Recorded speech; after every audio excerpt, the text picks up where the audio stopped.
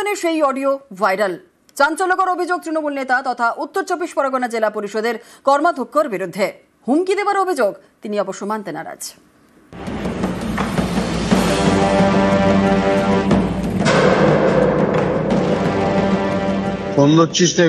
ওরা দেখো, আমি 7-3 তোমার 20 লাখ টাকা দিয়ে এসছি আমি, আর আমাজে আমি এই মুহূর্তে দাদা আর কোনো কিচ্ছু জোগাড় করতে পারিনি। সেটা আসল জায়গায় কেলানি পড়লে ঠিক হয়ে যাবে। সেটা তো তুমি বলতেই পারো। তোলা আছে এভাবেই সোনার দোকানের মালিককে হুমকি, কথোপকথনের সে অডিও ভাইরাল। বুঝে নেবো, জোগাড় করতে হবে, নকশা আমি ছুটিয়ে দেবো, ব্যবস্থা করে দেবো আমি, তুই রাখ। উত্তর 24 পরগনার মসলন্দপুর, এখানকার বাসিন্দা শ্যামল রায়। তার সোনার গয়নার দোকান, প্রায় 40 বছরের ব্যবসা। অভিযোগ, তার বাড়িতে ভাড়া থাকতেন এক সরকারি আধিকারিক। বছর 5 আগে তিনি বাড়ি ছেড়ে দেন। সম্প্রতি সেই সরকারি আধিকারিক দাবি করেন শ্যামল রায়ের বাড়িতে ভাড়া থাকার সময় তার আলমারি থেকে নাকি 80 লক্ষ টাকা চুরি হয়েছে। এই নিয়ে তিনি জানান উত্তর 24 পরগনা জেলা পরিষদের স্বাস্থ্য কর্মাধ্যক্ষ অজিত সাহাকে। অভিযোগ, এরপরেই তোলাবাজি শুরু। সোনার দোকানের মালিকের দাবি, প্রথম দফায় তৃণমূল নেতাকে 20 লক্ষ টাকা দিয়েছেন, পরে আরো 40 লক্ষ টাকা দাবি করা হয়, ফোনে হুমকি দেওয়া হয়। ফোন ধরছিস না কেন? 4বার 5বার ফোন করছি, তোর তো 3 তারিখ আগামী মাসের লাস্ট ডেট। ওরা দেখো, আমি 7-3 তোমার 20 লাখ টাকা দিয়ে এসছি আমি, আর আমাজে আমি এই মুহূর্তে দাদা আর কোনো কিচ্ছু জোগাড় করতে পারিনি।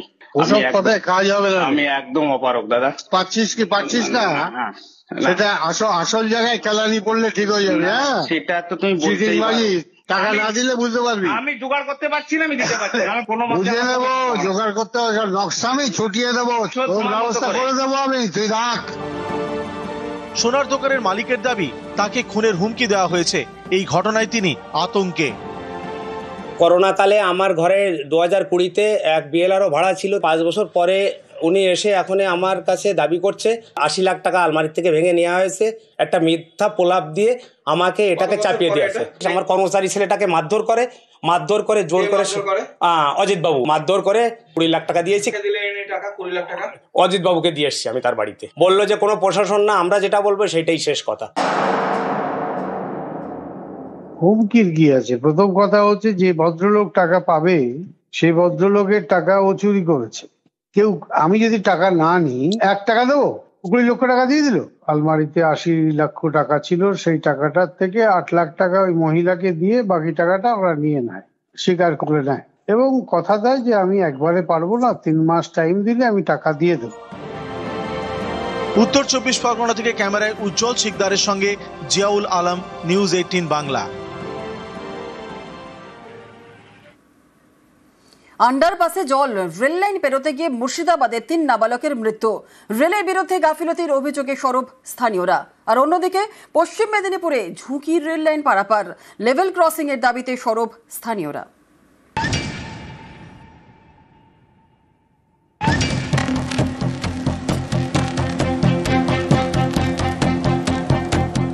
আন্ডারপাস আছে, কিন্তু সেটা ব্যবহার করা যায় না, কারণ প্রায়ই আন্ডারপাসে জল জমে থাকে। তাই আন্ডারপাস থাকা সত্ত্বেও বাধ্য হয়ে ঝুঁকি নিয়ে রেল লাইন দিয়ে যাতায়াত করতে হয়। এই ঝুঁকির যাতায়াতেই বিপত্তি। মুর্শিদাবাদের শামশেরগঞ্জে দুর্ঘটনা। রবিবার ট্রেনের ধাক্কায় প্রাণ গেল 3 নাবালকের।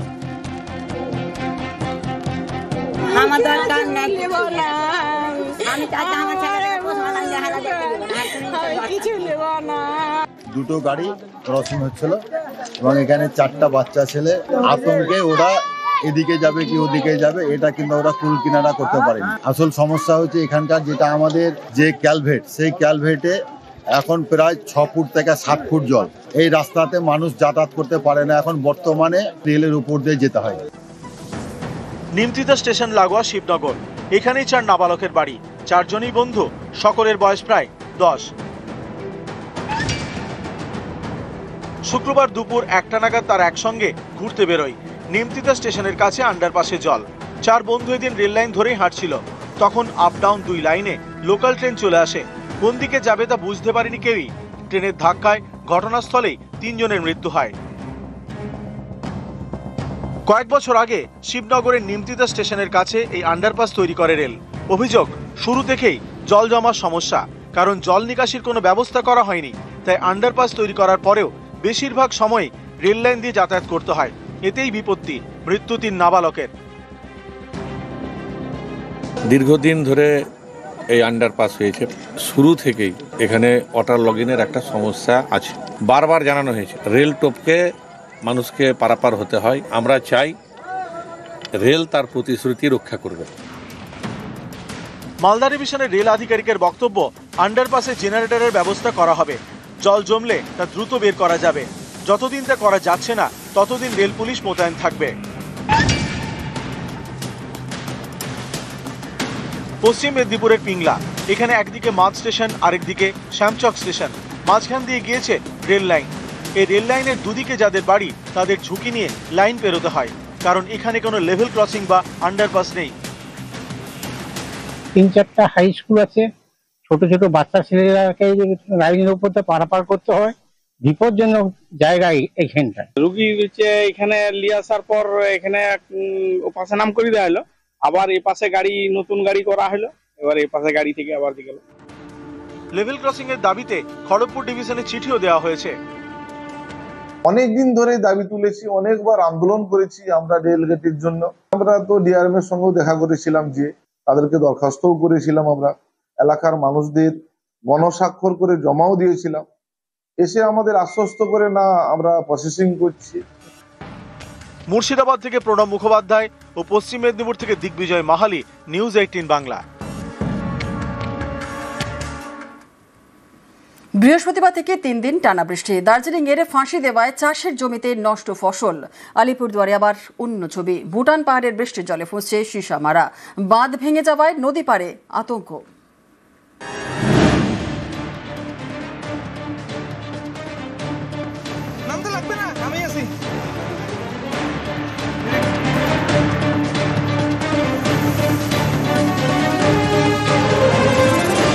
জল বাড়লেই বাঁধ ভাঙছে নদীর।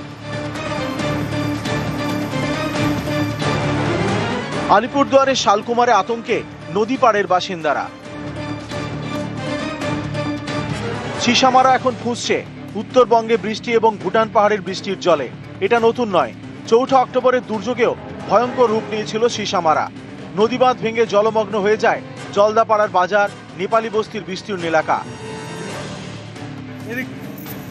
ভেঙে যাওয়া নদী বাঁধ পরে মেরামতি করা হয়, সেই বাঁধের একাংশ ফের ভেঙে গিয়েছে। এর জেরে নদী পাড়ে আতঙ্ক। এই বাঁধটা যদি সঠিকভাবে না হয় তাহলে কিন্তু আমাদের নতুন পাড়ার যে পূর্বাংশ মানে এইটা জলে ভেসে যাবে। এদিকে হয়ে আমাদের সিদাবাড়ি যে আছে, সিদাবাড়ি এই এলাকাটা সব শেষ হয়ে যাবে। এখানে যে রিসোর্টগুলো আছে, রিসোর্টে মোটামুটি এখনই মানে রিসোর্টে তো মানে যা পরিস্থিতি, আর এই যে ভাঙন, এটাই কিন্তু মেন ভাঙন। এখন প্রশাসনিক এবং সবার প্রতি আমরা অনুরোধ রাখবো এই বাঁধটা যাতে খুব দ্রুতভাবে, খুব তাড়াতাড়ি এটা একটা মেরামতের ব্যবস্থা করে।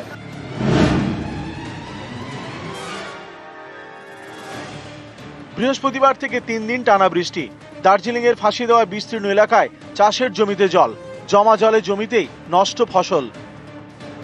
ফাঁসি দেওয়ার কাশিরাম, জ্যোতিনগরে বিঘার পর বিঘা চাষের জমি, এর প্রায় 400 বিঘা জমিতে জমা জল, পচতে শুরু করেছে লাউ, শাক। জমা জলে জমিতেই নষ্ট সদ্য কাটা ধান। ধান তো তলিয়ে গেল এই বৃষ্টিতে। এখন যে এই যে 10 বিঘা ধান কাটেছি, এগুলা কি অবস্থা হয়েছে এই বৃষ্টিতে, এখন কি করতে পারি? একদম জলে ডুবে গেছে, ধান গাজায় গেছে। করে এই ধান আমি উঠাবো, ওইটাই তো আমরা চিন্তা করছি। এখন তো উঠানের মতো রাস্তাই আমাদের নাই। খরচার পয়সা হবে কিনা তাও বলো। 50,000 টাকা সেবার থেকে 50,000 টাকা ঋণ নিয়ে চাষবাস করেছি। এখন তো সবই তো জলের নিচে। সবজি তো এখন যা আছে নতুন করে করা ছাড়া আর উপায় নাই, সব তো শেষ হয়ে গেছে। আলিপুরদুয়ারের শালকুমার থেকে রাজকুমার কর্মকার এবং দার্জিলিং এর ফাঁসি দেওয়া থেকে বিশ্বজিৎ মিশ্র, নিউজ 18 বাংলা। উত্তরবঙ্গ থেকে মেঘ সরছে, সোমবার থেকে পরিষ্কার আকাশ, বৃষ্টি কমবে, মঙ্গলেই উত্তরে হাওয়া বদল।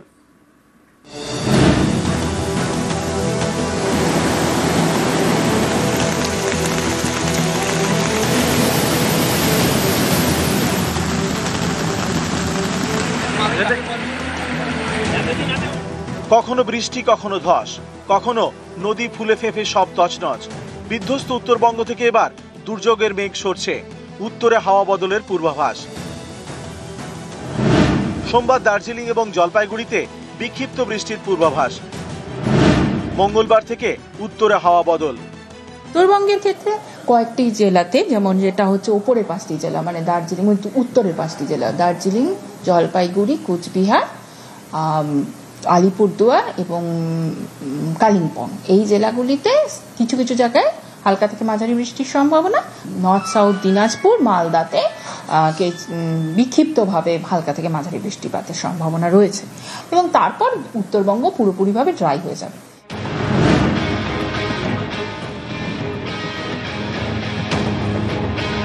গত কয়েকদিন ধরে উত্তরবঙ্গে নিম্নচাপের বৃষ্টি চলছে। ভুটান পাহাড়েও ভারী বৃষ্টি হয়েছে। এর জেরে উত্তরের নদীগুলি ফুলে ফেঁপে উঠেছে। এই ছবিটা ধীরে ধীরে বদলাবে, কারণ উত্তরবঙ্গে ভারী বৃষ্টির পূর্বাভাস নেই, আর ভুটান পাহাড়েও বৃষ্টির পরিমাণ কমতে পারে।